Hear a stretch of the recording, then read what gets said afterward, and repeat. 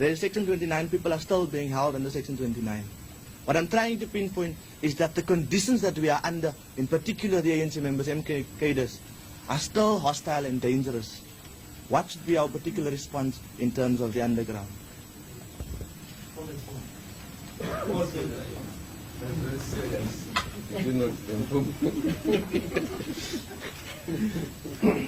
You know, I made a mistake by requesting that I wanted to contribute somewhere.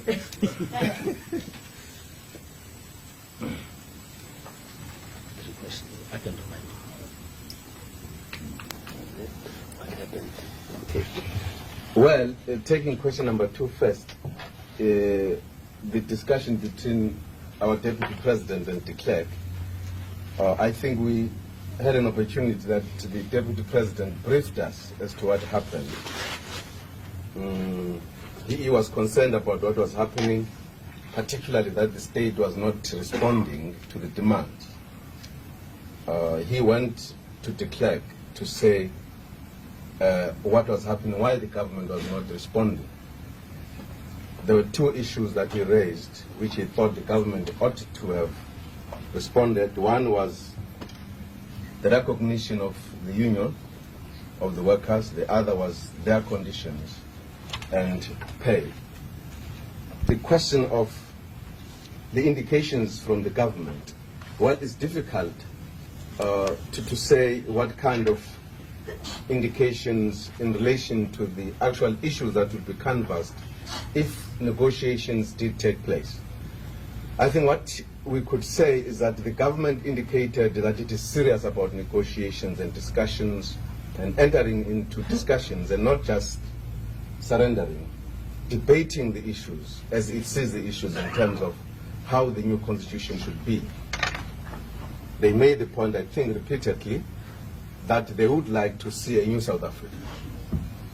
They repeated the point that apartheid is bad. They have come to accept that fact. It must go. We must now work out how do we move forward.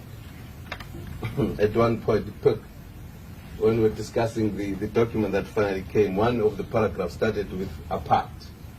He said, this reminds me of apartheid, please remove this one. I don't want to hear it. He was trying to indicate how much they have divorced with the past. But the issues that will be canvassed, it's difficult to speculate. I think, in a sense, they've said the group right as one of their issues, and they've said they're ready to discuss the issue. So you can't indicate exactly which issues they will give in and what issues they will not give in. I think what will count in the final analysis will be how much we put our struggle forward to achieve what we want. I don't think we could say, look, this is what the government is ready to give in on. It's difficult to say that. Of course, this question, in a sense, also relates to what we do then in the struggle like the 4 pillars. The MK question. Well, that's a complex question. It's not a simple question. Partly this is what I wanted to contribute on, slightly different than the manner in which the question has been posed. I'd wanted to deal with the question of the criticisms that have come from some quarters in the country criticizing the ANC because it is discussing the obstacles with the government. And people are saying, this is selling out. And some people are saying, the ANC did not consult us. Organizations. I'm not talking about our own people. I'm talking about people who are not our own, who have never consulted with us or wanted to consult with us on any other issue. Certainly they see the need for us to consult them. Now, I think, comrades, this is an important area, and it will come back to the questions raised. An important area to look at, because at times people, and I've known of no liberation movement that has went into any discussions willingly. It is always regarded as some sellout of some kind. That's a general thing, and it's natural, and you can't blame anyone. I've had an occasion, I'm not among those who left early 60s, I'm among those who left mid-70s. I didn't see many liberation movements in Africa, but at least I saw the Zimbabweans. And I had an occasion to look at them when they were going to Lancaster House. I was with them in Mozambique. They were literally taken and bundled into the plane to negotiate and to come out with a solution, whether they like it or not. There was a famous meeting where the presidents of the frontline states called two leaders of the Patriotic Front, Goma and Mugabe. Somewhere outside Africa, there was a meeting of the non-aligned movement. And they called them and they said, brothers, we have decided that the issue of Rhodesia must be negotiated, and we have to go to the talks. And there were three presidents of the states in the region, and they said, if you don't want to go, then please don't fight from our countries. Pack your bags and fight from our own country, if you don't come back with the solution. And that president was speaking, and he looked to his colleagues and said, am I expressing our decision? The other one said, yes. And he looked at the second one, am I expressing our decision? The other one said, yes. So they were actually forced, unprepared, to the Lancaster. And they were complaining as they were going there, up to the last moment, in fact.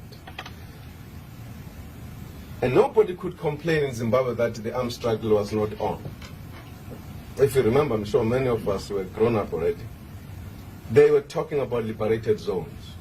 So you couldn't say it was because of the shortage of the armed struggle in Zimbabwe. It was very much there. And they were feeling they're about to take power. But they came across a moment where they had to negotiate. In fact, if you think seriously, hardly any struggle that has ended up with someone standing with his AK-47 on top of his former oppressor and saying, now I've defeated you.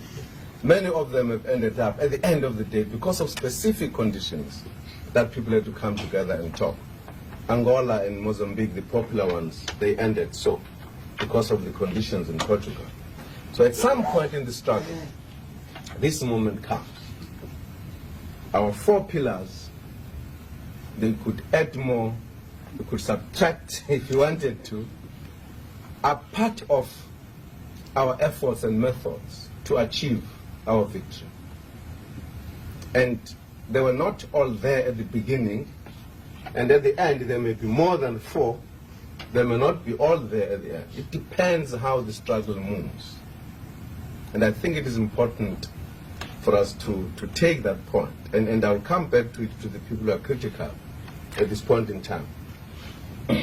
We have, at a certain stage of our history, added these pillars. One of them that we added in 1960 was the armed struggle. Conditions had arisen that we had to fight. If certain conditions did not arise, we might perhaps not have declared the armed struggle like many African countries. Conditions came where we thought it was time that we declared the armed struggle. We added the armed struggle pillar. And because we were banned, we divided that pillar into two. The underground, at the political level and at the military level. And by 1960, I think, already the leadership of the ANC had seen the necessity of adding a pillar of the isolation of South Africa. I think you will remember that Chief Luthuli was the first to call for disinvestment in 1959. By then, the ANC had seen the need to isolate South Africa. We have argued that case for many years. That's a pillar that came, in fact, at the point when the ANC leadership realized the conditions were changing in South Africa because the banning was coming. It was clear to some people that we were heading for that kind of situation. So these pillars have been added as we go along, as the conditions arise. And as we act them, they become part of our arsenal. They become part of our instruments to use in order to achieve victory. I think for these people have gone to prison, have gone to exile, have lost their lives in many ways. We have trained the MK to become an army, to effect our ideas and our decisions to overthrow the government. And it has been, I think, the efforts of that army that have contributed to the situation in South Africa deepening into a crisis. And the isolation of South Africa.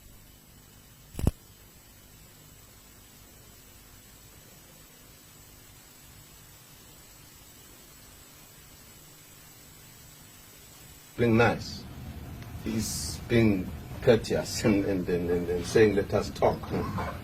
But the fact of the matter, diplomatically perhaps it may not be said, but the fact of the matter is that the regime is giving in. As it had never thought before. I'm sure you know what P.W. Potter used to say even about the release of political prisoners. He used to say, not these who decided to go to prison on their own.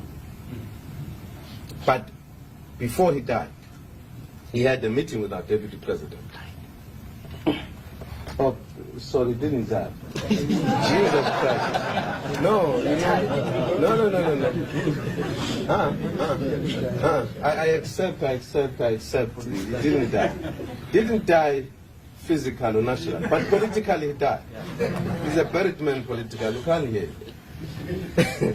it. Now, I think, comrades, it is important, and it's important for us to face people who are criticizing us, because I wouldn't accept the fact that we should feel in any way that there is something wrong if we begin to discuss the issues as they were reported by Thabo here. It's not wrong. And we could also look at the people who are criticizing us. Who are they? I think in the main it has been Azapo and PAC. And the question that comes in, what are these organizations doing now about the overthrow of the government, about the struggle? What have they been doing yesterday? What are they planning to do tomorrow? I think we've had a history with the PAC, a very long history. Besides few matches in 1960, I don't know anything else. They declared the armed struggle, they never fought it. They ended up declaring it. And they can talk about it now. They want to intensify. To ask a question, which armed struggle do they want to intensify? They can talk about isolation. What campaign have they done? I mean, what have you heard that the PAC is doing in isolating South Africa? I'm no longer just talking about Azapo now, which has even have more limited kind of scope because it is not outside. You can look at every other thing. Look at the leadership that has gone to prison. I'm not talking about Tuping and Jafta Masemula, which I happen to know them very well. I'm talking about what else can you find. The campaign to release political prisoners, I mean, few of them, like Tuping and Jafta, they benefited out of our own efforts. They should be saying thank you, ANC and the Mass Democratic Movement. Now, I think it is important, comrades, to pose those questions to whoever has doubts. You know, Zimbabweans used to support PAC. There is a history to it, which I cannot give because we don't have time. But in 1981, one of the ministers was very powerful then. He's no longer a minister now. Gala. Was it Gala? The minister Minister of Defense. Yeah. Gala. He said to his colleagues, you don't have to ask the question who is fighting in South Africa. He says you don't even have to look around or seek for information. And he was trying to say to ZANU, take the correct positions, don't make a mistake. He says you listen to the South African security chiefs and military chiefs, they will tell you who is their warrior. And you look at their, what is called punitive actions in the region. Whom are they bombing? Who are they killing? And what bases are they looking for? And he said, PAC, they are looking for the ANC. And you look at the history of the list of people who have died is the ANC. They are not, in fact, even worried about the PAC. Now, whether you talk about going for detention or imprisonment long term, or those on the death row, you look at every other thing. The evidence is there as to who has been struggling. I don't think some people have actually a right to say we are selling out. I think there's not even any reason for that to even enter into our mind and make us feel perhaps there is something in what they are saying. They've got no right to comment about the struggle because they've been there, they've never fought it. All what you see from those quarters are the statements in the Sowetan, in the Mail. That's why they exist, in that paper, more than any other paper. There are attempts to promote it now and having some polls which we think are fictitious to say that, you know, there's increase in the PAC support. It has always been there. It's always a bigger problem. I think it is important, therefore, to look at our pillars as having made us to come to this point, as having made us to be recognized by the regime that we are the force. And they said, and I think de Klerk said it, in the South African players that are busy in the stage, he said there are two major players. It looks like a dual power in the true sense of the word today. It is because of the contribution we have made through our four pillars. So we cannot, at this point in time, say the four pillars must disappear. They can't disappear. That's part of the reason what Tab was saying here. We have to get into a very careful working out. How do we move without interfering with our four pillars, at the same time deepening the struggle?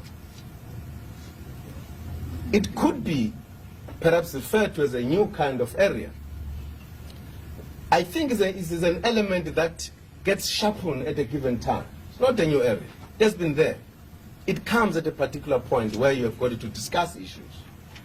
And I think our effort is to ensure that these fighters come to participate in this sharpened kind of area at this point in time with their all might. Be the armed struggle. We are not going to disband the MK. I think when the Deputy President said we are going to take a hard look, I think that statement was made very guarded. That we are not abandoning our armed struggle. That we are looking at what the government is doing in relation to what it says is committed to change, and that in the process of that, whilst looking at it, we are aligning our forces properly, and we know what to do at this given time. Now there's careful thinking. You know the history of the armed struggle. Nelson gave it to the delegation of the government yesterday. I'm making it the last point for me. The history of it, how the decision was taken. But if you look at 1961, when it was declared, very careful, even then, very carefully chosen what kind of targets were chosen. It has moved stage by stage. The ANC has always thought it necessary to know exactly what it does at a particular time. You know, one of the points that was made was our sabotage then was not aimed at taking away lives, the early stages of our armed struggle. Conditions dictated that at a particular point, we had to take lives. So everything that we do, we sort of carefully look at. And I think rather than feeling there is an interference with the four pillars, point in time, which pillar needs more emphasis? Like the very education of our people of what we are trying to do. As Steve made the point, at all material times, the question of power is at the center of what we are doing, at the heart of what we are doing. Now, how do we mobilize our masses so that whilst we are removing obstacles, whilst perhaps the period of negotiations come, our masses are aware of what we are looking for. It cannot be confused with many other things. There is one central point, that even in the negotiations, if we don't achieve that, we can say these negotiations have failed. Thank you very much, Coach.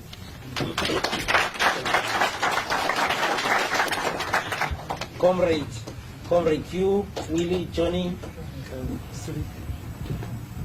I just want to take it a little bit further. What Johnny is saying, Comrade Johnny is saying, is that nothing has been said relating to the agreement around the armed struggle